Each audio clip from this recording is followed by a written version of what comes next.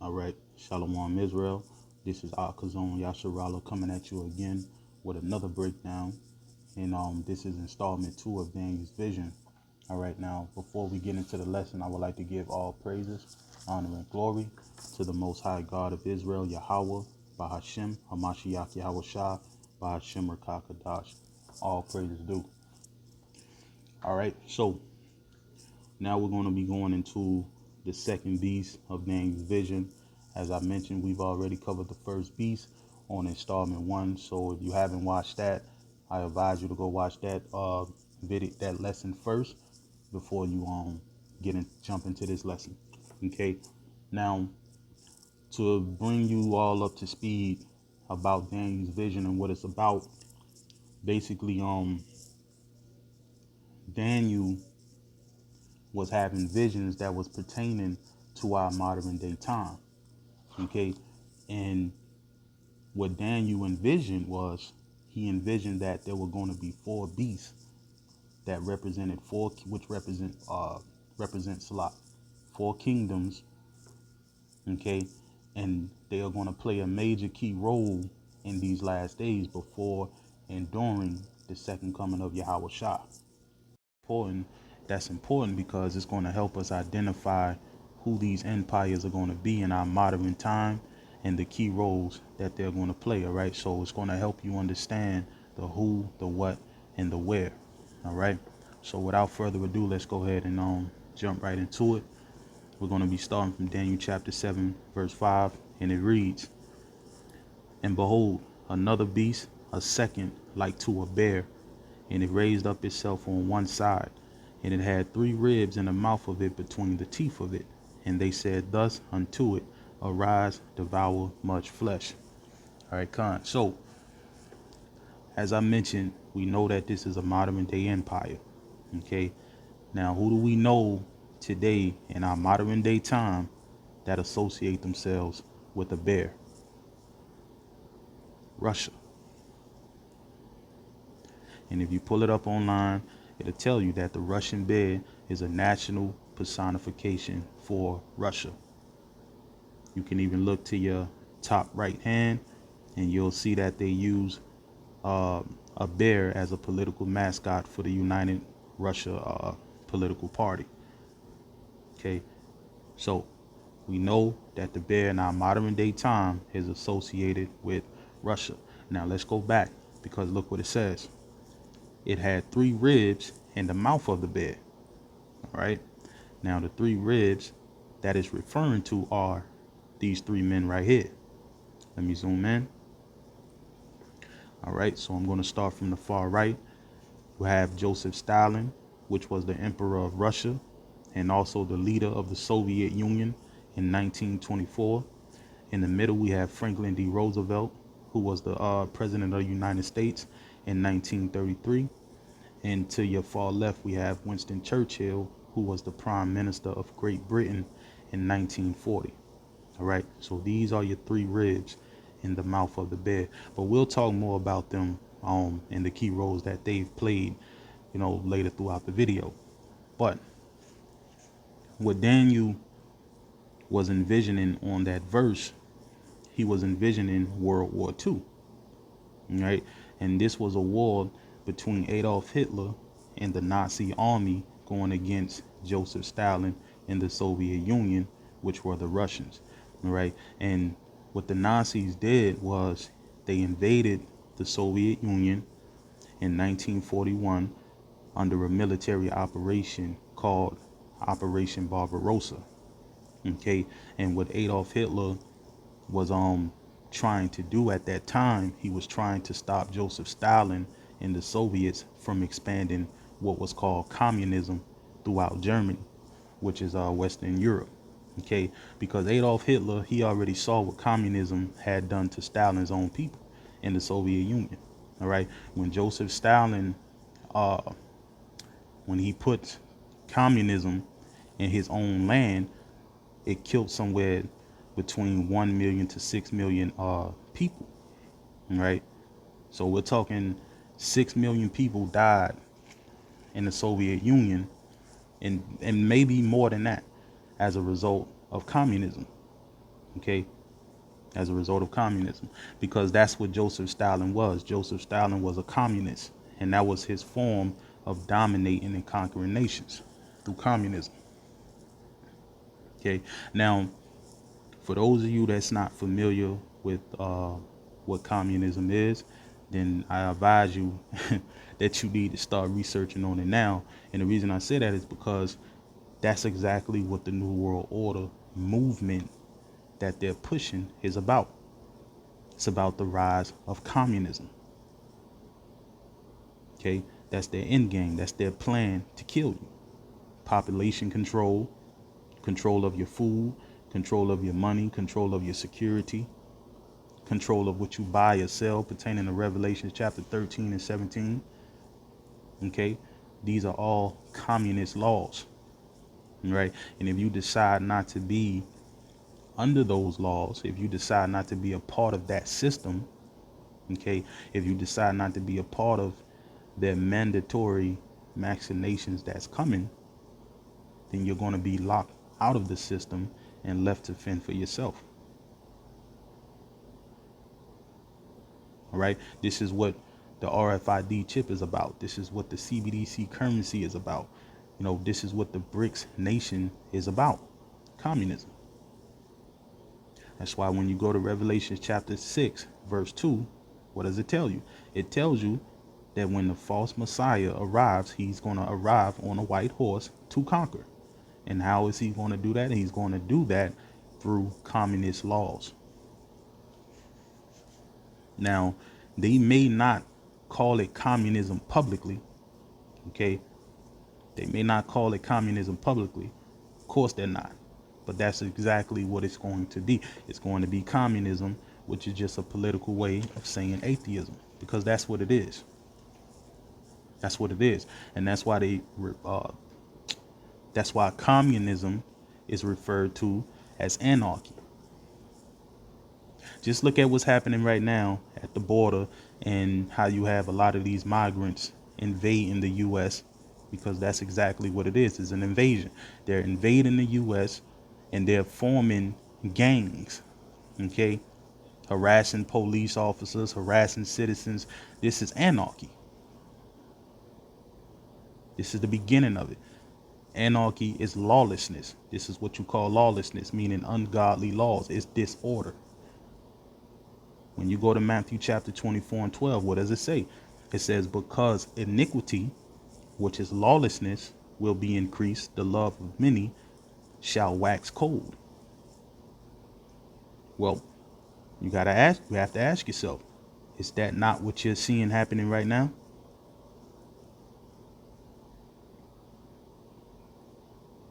Are you not seeing the love of many waxing cold right now?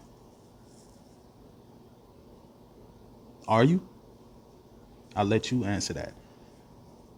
Okay. And when the economy finally collapse, or should I say fully collapse, the love of many is going to grow even colder, because during that time, everybody is going to kick off into survival mode. There's going to be no money, no food. Okay. Unless you decide to get this RFID chip that's coming, or if you decide to get the mandatory vaccinations that's coming. Unless you decide to be a part of their system. So everyone that decides not to be a part of that system is going to kick off in survival mode. So the love of many is going to grow even colder. And the only ones that's going to be protected from that is the elect. But this is what's going to kick off a civil war here in America. All right, let me get a precept for that.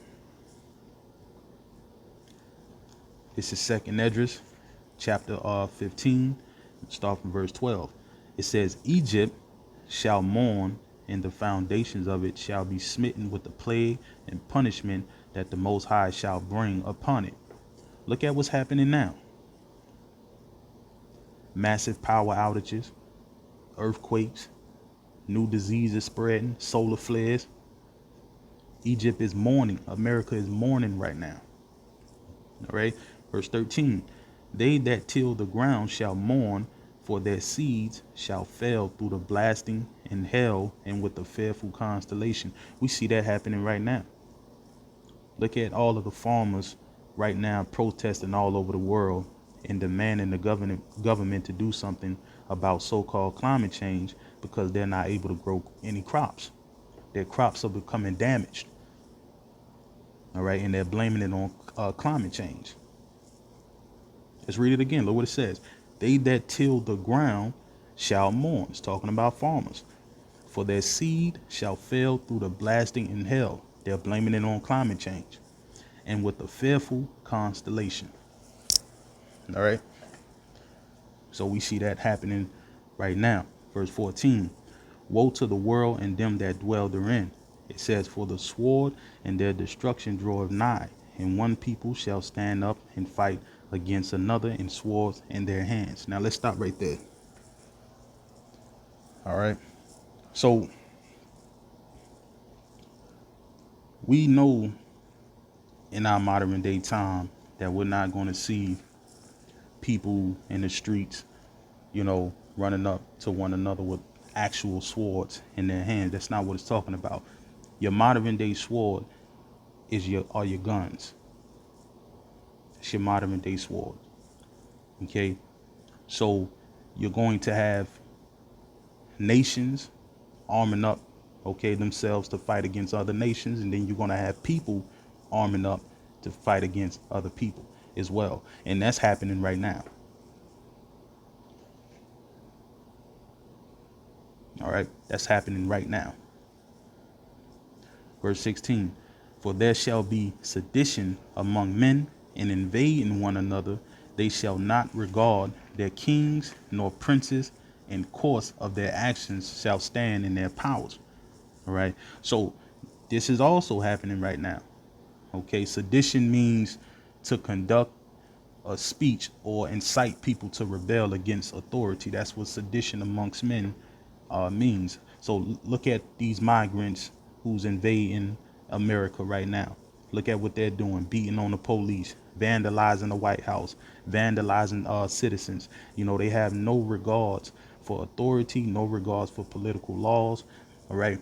None. Okay. Look what it says. For there shall be sedition amongst men, meaning that they're going to rebel against authority. Is that not what we're seeing now? And invading one another, they shall not regard their kings nor princes, and the course of their actions shall stand in their power. All right. Meaning that they're going to take power or measures into their own hands. Verse 17, a man shall desire to go into a city and shall not be able. This is the 15-minute cities that they're getting ready to implement. Y'all go Google that.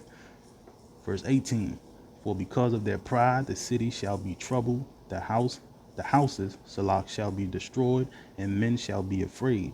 It says, a man shall have no pity upon his neighbor. And that goes back to the Matthew chapter 24 and 12.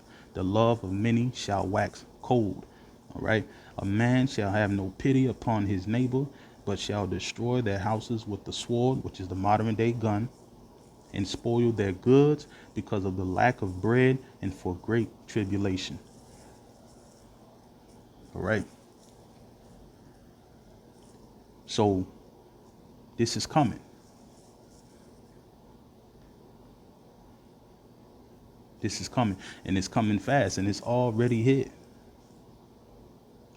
Okay. It's already hit. Make no mistake about it. But let's go ahead and get back on track. So this is what Adolf Hitler and the Nazi army was trying to stop. They were trying to prevent the Soviet Union from expanding communism throughout Germany, okay, which I mentioned is Western Europe. All right.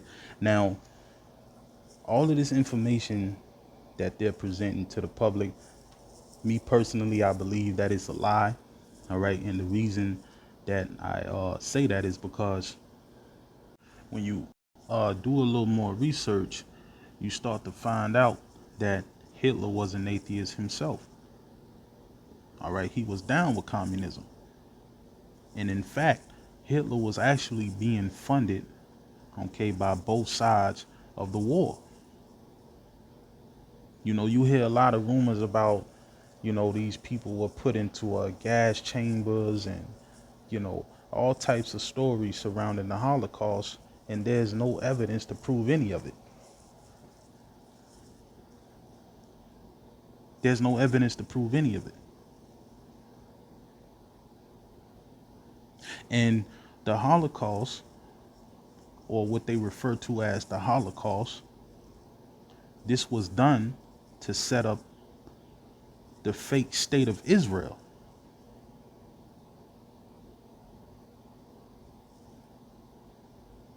This was done to set up the fake state of Israel in 1948 so that they can move the fake Jews over there in that land that they are in today.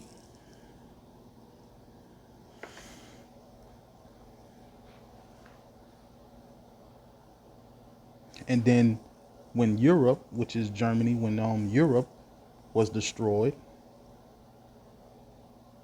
this also helped them form the EU, which is called the European Union. So what am I saying? What I'm saying is Hitler knew that those weren't the real Jews. He knew these wasn't the real Jews that he was so-called massacring. He knew it. Why?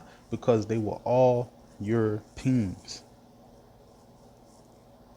They were Europeans. Let's go right here. It says Europe is the continent of Russia. Okay, and who did you have on the with the Russians? You had the Soviet Union. You have Joseph Stalin in the Soviet Union. But look what it says at the bottom. It says Germany is a Western European country. And who do you have with Germany? You had Adolf Hitler and the Nazi army. So you had two European sub races going to war with each other. The scriptures tells you that Satan can cast out Satan. A house divided can't stand. So there's just a lot of funny business, a lot of lies been going on with this war. A lot of hidden agendas that was behind World War II. These were all Europeans, and these are all regions surrounding the Caucasus Mountains, which is at an intersection of Asia and Europe. That's where you get the word Caucasian from.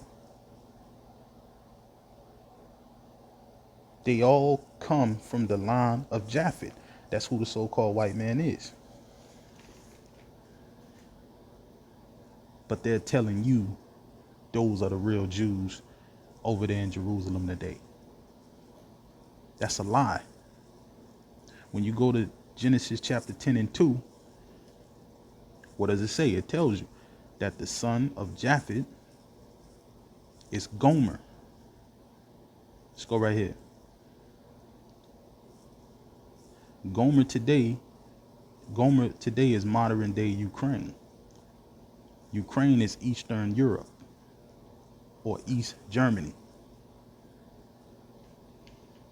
If you look at the top, that's an ancient Hebrew map.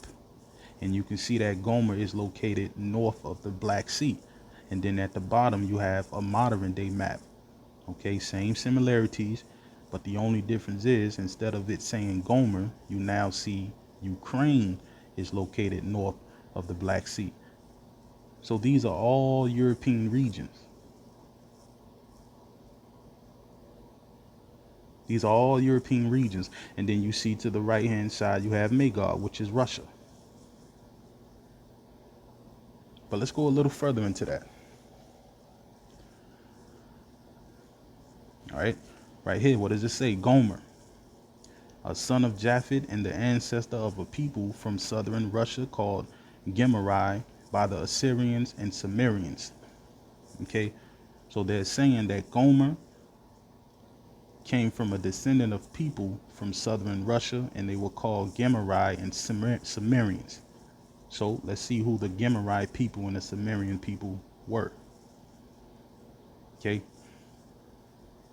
so the Gemerai people, as you see at the bottom, were an Indo-European race. Okay, and it said they were probably Iranian speakers. So they spoke Iranian. Now, right here, these are the Sumerians. This is not to be confused with Sumerians, the Sumerians. This is Sumerians, right? So those are two different races of people. But the Sumerians, what does it say? It says Sumerian civilization's roots come from Asia. And at the bottom it says they were a nomadic Indo-European people.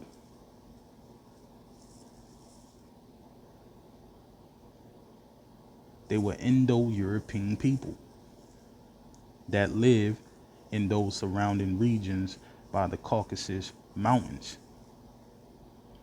At the top, I read it again. Sumerian civilization's roots come from Asia. Then at the bottom, what does it say? The Caucasus Mountains are a mountain range at the intersection of Asia and Europe. So let's back up. So if they're telling you that Gomer descended from these two people that were called Gemerai and Sumerians, well, I just proved to you that Gemerai and Sumerians are both European people. They are both European people.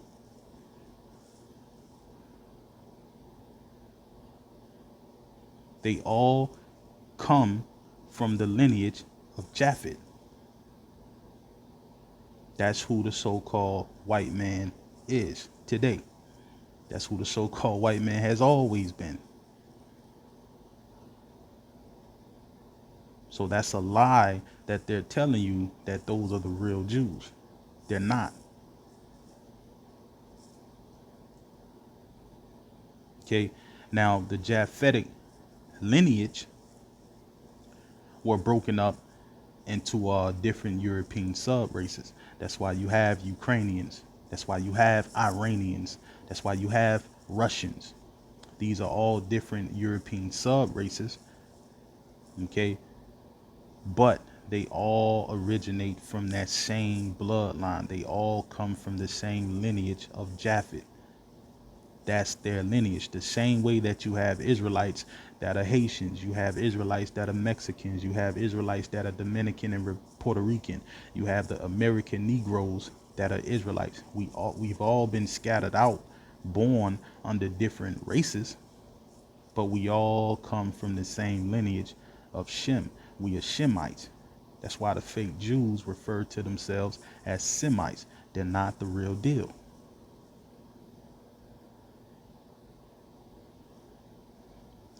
Now check verse 3 out. It says, and the sons of Gomer is who? Ashkenaz. Why do you think that they refer to the fake Jews as Ashkenazi Jews? Because they come from the descendants of Europeans who lived in Central and Eastern Europe under the rulership of Hitler and the Nazis. Salah. That's why they are called Ashkenazis.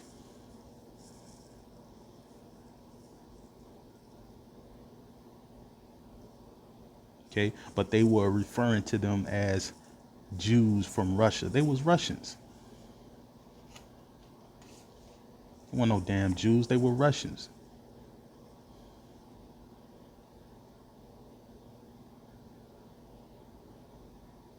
But they're calling them Jews in the Soviet Union or Jews of Russia. See, man, this so-called white man, twisted up our history, man. Twisted up our identity, twisted up the information, so that way you won't be able to find out who you are. Now you have to dig twice as hard just to even get the information to connect the dots and put the pieces to the puzzle together to figure this all out.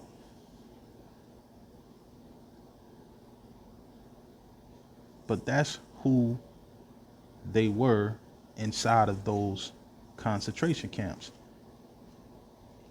They were all Europeans, Japhites. All right. Why do you think? Let's go right here.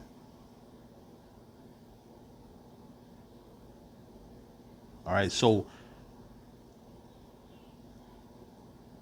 those who they were referring to as Ashkenaz were all Europeans. Now, whether you want to refer to them as Russians, whether you want to refer to them as Ukrainians, it doesn't matter, because they all come from the same bloodline. That's why the Jewish today, the fake Jewish, speak what's called Yiddish, which is a Germanic language. Okay, it's a Germanic language that they fuse with other languages, Hebrew being one of them. Look what it says. It says Yiddish is a German dialect which integrates many languages. Then at the bottom it says, prior to World War II, Yiddish was the predominant language of Jews in Russia. Those were Russians in those concentration camps. I'm not even going to use the word Russians. I'm just going to use Europeans, because that's who they are. That's who the so-called white man is.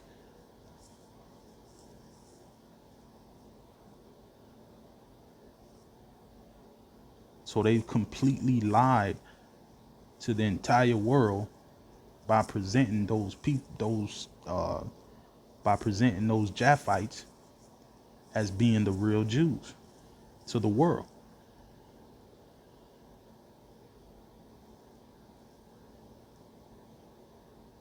So again, the Jewish today, or some of the Jewish speaks, was called Yiddish. Yiddish is what they call Slavic language. Slavic means slave language, because that's who the Russians were. They were slaves in Germany under Hitler and the Nazis.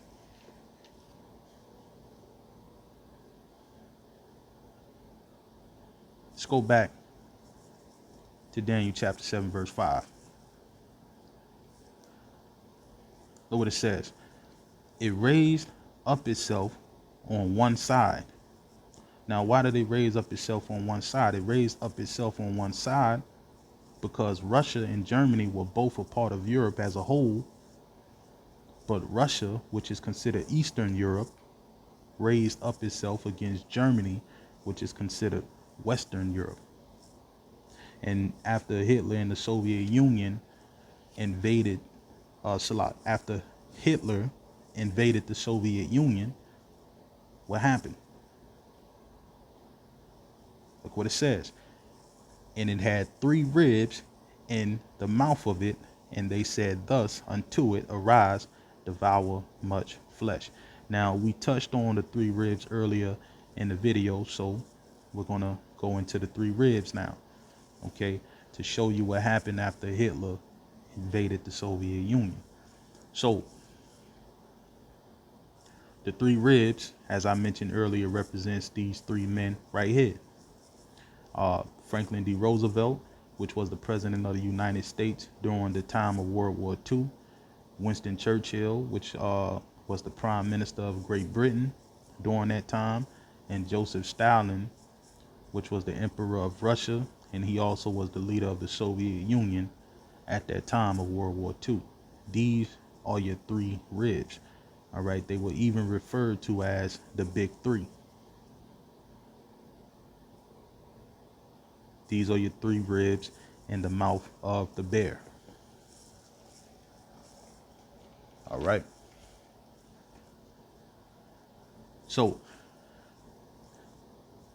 after Hitler invasion of the Soviet Union, Franklin D. Roosevelt and Winston Churchill had a conference in 1945, in the month of February, I want to say. And Franklin D. Roosevelt and Winston Churchill, they both agreed to help Joseph Stalin fight against Hitler and the Nazi army, because at that time Germany was a powerhouse.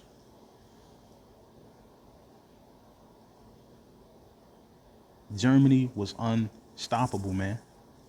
They was a powerhouse. They conquered large expanses of Soviet territory. They took over large territory and large expanses of territory in the Soviet Union, man. They were a powerhouse. They literally waged a war of annihilation against the Soviet Union. Adolf Hitler and the Nazi army was unbeatable, or at least it seemed that way. So Joseph Stalin, he had to form an alliance with Franklin D. Roosevelt and Winston Churchill in order to take down Germany, in order to take down Adolf Hitler and the Nazi army. He had to. And once the big three was formed, this is what led Russia to devour the entire Eastern Europe. Look what it says. Let's go back. And they said thus unto it. Who is they? Right? These three men right here. And they said thus unto it, arise, devour much flesh. So when the big three was formed, Russia completely devoured the entire Eastern Europe. They devoured it. And most of those Eastern Bloc countries that they devoured became part of the Soviet socialist republics. They took over 6 nations at one time: Eastern Poland, Hungary, Czech Republic, Romania, Albania, and East Germany. Russia didn't show any mercy, man. It was brutal. That's why they were referred to as a bear. So if taking control of 6 nations at one time, all right, you gotta keep this in mind. Russia took control of six nations at one time. So if that isn't devouring much flesh, then I don't know what is.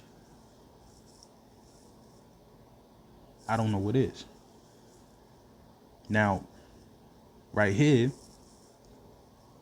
during that time that Russia devoured Eastern Europe, right here is a picture of the Russian bear, aka the Soviet Union, storming into the German Reichstag Parliament building on April 30th, 1945. And this is where they hoisted the hammer and sickle flag over Berlin, Germany.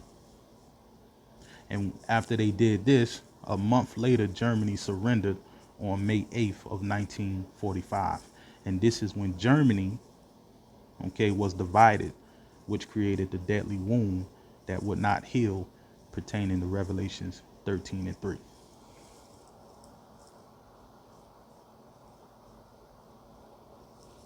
This was the deadly wound. This is how Germany ended up losing its power when it got divided into East and West Germany. Okay. But see, Russia didn't just devour Eastern Europe. They didn't just devour Eastern Europe. They eventually devoured the entire Europe. Why? Because Joseph Stalin expanded communism throughout Europe. And when Joseph Stalin expanded, when communism spread throughout Europe, this is what devoured and destroyed Europe. This is what birthed a socialist world government, because that was the intentions of Joseph Stalin, to expand communism.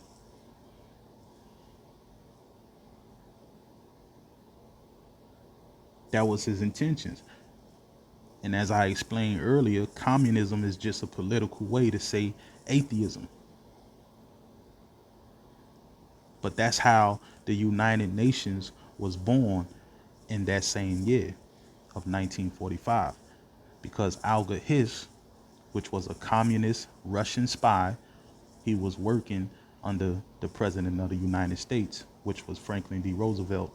At that time, he was working for up under Franklin D. Roosevelt as his assistant.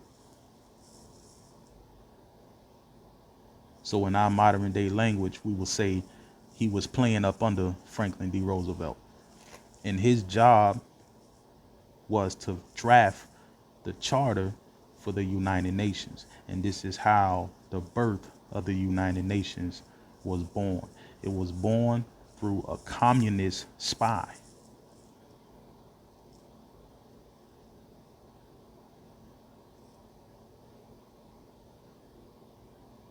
Let's go right here. Here's the proof.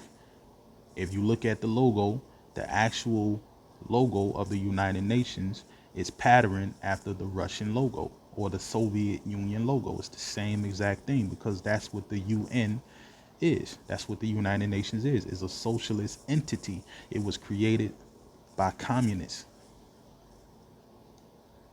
Communism is what devoured not only Eastern Europe, but they effectively devoured the world when they created the United Nations, man. The United Nations is behind a lot of what's happening now. Look at what's going on now with the border, the so-called border crisis in Texas. Who do you think is behind that? The United Nations.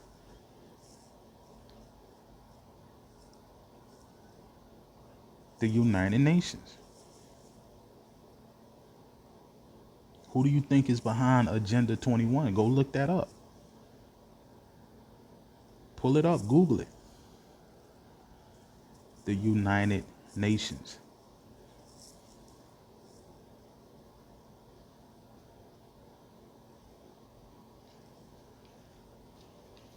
Okay. Why do you think in Joel chapter 3, verse 2, Salak? Salak. All right, Con, I had to pause it for a bit, put it on the charger. So let's go ahead and pick back up. So why do you think in Joel chapter 3, verse 2, it says that Yahweh Shah is going to gather all nations and he's going to judge them?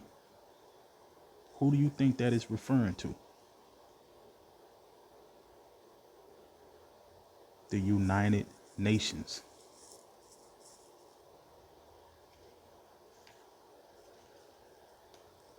Okay, the United Nations. So, because Russia was able to destroy Germany, and because Germany was divided into East and West Germany, which is East and West Europe, they were able to fulfill many of their hidden agendas. This is why I say World War II, there was a lot of lies. There was a lot of playing both sides. There was a lot of hidden agendas going on.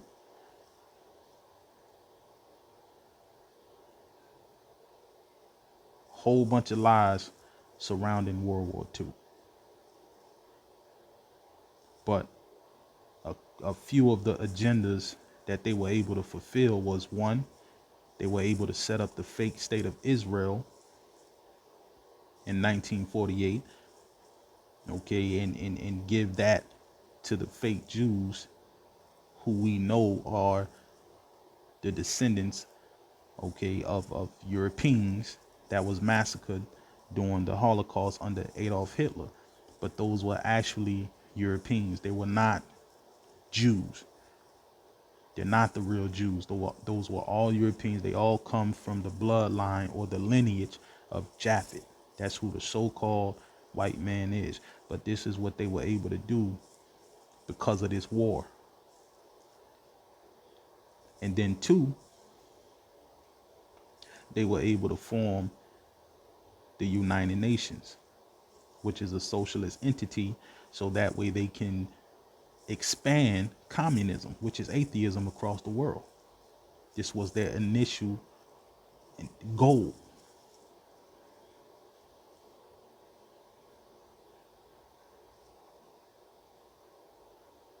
Their whole plan has always been to expand communism, which is atheism. And then 3, they were able to bring a lot of those Nazi soldiers and scientists who was captured during the war back to America under Operation Paperclip to work in the American government. Who do you think created NASA? Take a good guess. Who do you think created NASA? The Nazis. That's who formed NASA, the Nazis. Do your research on that. Don't take my word for it. So these are, these are a few of many hidden agendas that they had planned. And as I mentioned earlier, when Europe got destroyed because of communism, this helped them form the EU, which is the European Union, which is the beast rising out of the sea, pertaining to Revelations chapter 13 and 1. This is the beast rising out of the sea. This sea is an anagram. C means the Single European Act, which was the first major revision of the Treaty of Rome, because that's who's behind it all, the unholy Roman Empire, the Roman Catholic Church. So when it tells you that the beast rise up out of the sea, this is who's behind this. The European Union, the United Nations, the Roman Catholic Church. And we're going to go deeper into that as we go into the 3rd and 4th beast for you to see that. Okay. But as I said, this has always been their agenda since World War II, probably further back than that. Their whole entire agenda was to form a socialist entity, the United Nations, so that they can expand communism to destroy the entire world, form a one world government, and set up their fallen master Satan kingdom, and spread atheism, which is lawlessness, throughout the entire world. This has been their entire plan, their whole goal, to set up their fallen master Satan kingdom. All right. So what Daniel envisioned with the second beast, when Daniel envisioned over 2,000 plus years ago, Daniel envisioned World War II.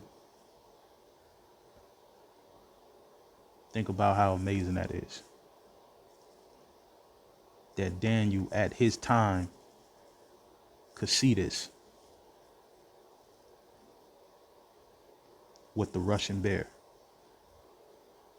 So I'm going to close out right here. I don't want to make it too long, but I'm going to come with the final installment, and we're going to go into the 3rd and the 4th beast, because that's going to be relevant to what's getting ready to happen, and it's going to show you who's behind it all. Right? So you guys prepare for the next lesson. With that, I want to give all praises to Yahweh, Bahashim Mashiach Yahweh Shah, Bahashim Rakah Kadash. Love you all, family. Shalom. See you on the next one.